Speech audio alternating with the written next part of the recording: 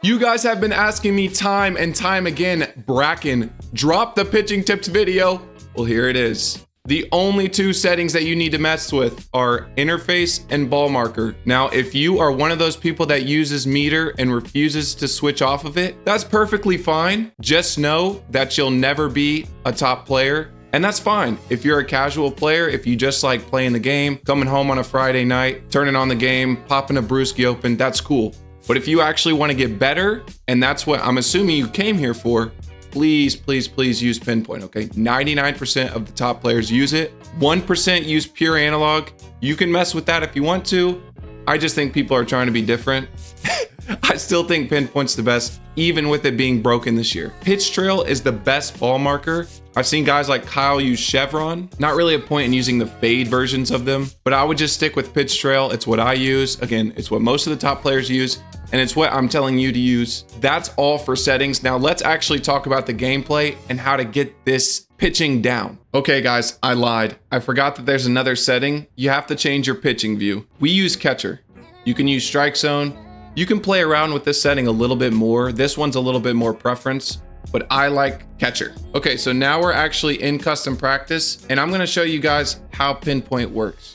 So let's just start with the fastball. And whoa! What is that big circle over his head? I promise you, it's scarier than it looks. Wait. You know what I'm trying to say. So you see that white circle that's moving in the Pinpoint? All that is telling you where to move your analog stick and how fast to move your analog stick.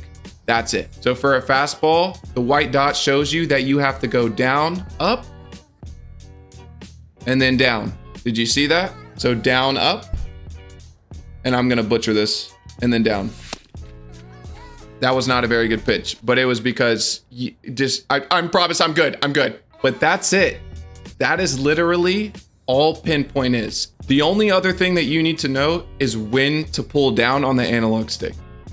It shows you the cadence, and I use the pitcher's throwing motion as my cue. You can also use the blue circle when you're starting out to help guide you. So you'll see when I start the Pinpoint, there'll be a second blue circle that pops up on the screen, and it'll get closer and closer and closer to that small circle that's on the screen now. Once those circles are the same size, that's when you pull down. So down, up, you see that big circle pop up, it's getting smaller, and then you release. Let's do it the way that I know how to do it so I don't look like a bot. So instead of holding at the top, I release into the middle and then I go down, because it's a much shorter distance that I have to cover and there's a lot less room for air. And a lot of people say, well, you can't do that, I can't do that.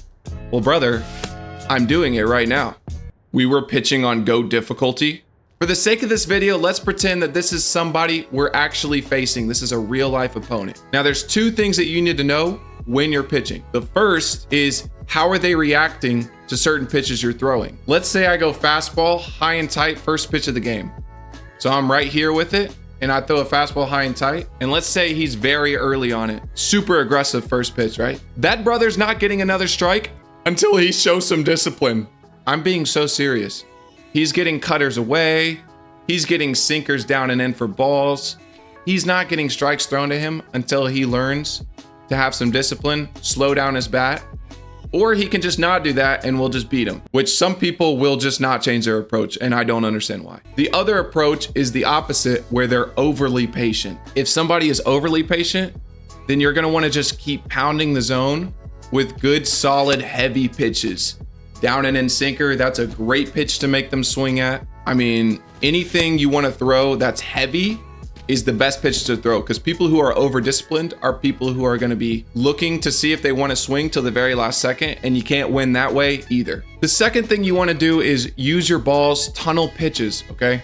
Tunneling pitches and learning pitch locations and different pitches that are going to trip people up is super, super, super important. I talk about this in my BR video, how to go flawless, if you want to check that out. But tunneling is really important. Knowing which pitches to throw in which scenarios is so, so important, man.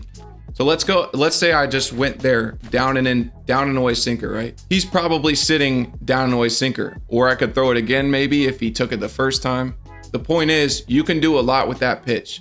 So let's say I decide to tunnel it and go cutter. Tunneling is so, so effective. That's a realistic result too. Somebody would take the sinker, you throw the cutter for a ball, they either roll over it, pop out, You can also do something like that on the inside.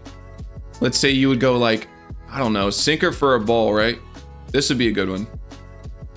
Sinker inside for a ball, he swings at it anyways. Then you could go cutter down and in that same spot. But instead of curving outside the zone, it's gonna curve in towards the zone. And again, if you wanna be able to tunnel this successfully, you have to learn pinpoint. So this is righty-righty, right? There are different matchups, and that's another thing that you need to be aware of. So this is a righty-righty matchup, and there's always gonna be certain pitches that are better to throw for certain matchups.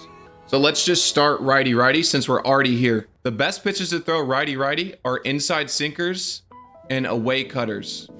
And again, like I said, you can mix up pitches if they're a good player, especially you're gonna wanna mix up pitches. But a lot of times, if you can locate these consistently, you can beat a lot of players, man. So sinker inside, like I said, and then cutter away. Cutter away is great for inducing rollovers. You're gonna have similar success with similar pitches, lefty-lefty as well. Same side in general. You're gonna have similar success with similar pitches, same side, regardless whether it's righty-righty or lefty-lefty, but I'm just gonna show you an example anyways. So we have Max Fried here. He has a sinker, perfect. Lefty-lefty sinker is the pitch I see people have the most trouble with of any pitch. So you could go lefty-lefty sinker. If you're good enough, you could try a middle away circle change. That's another good pitch.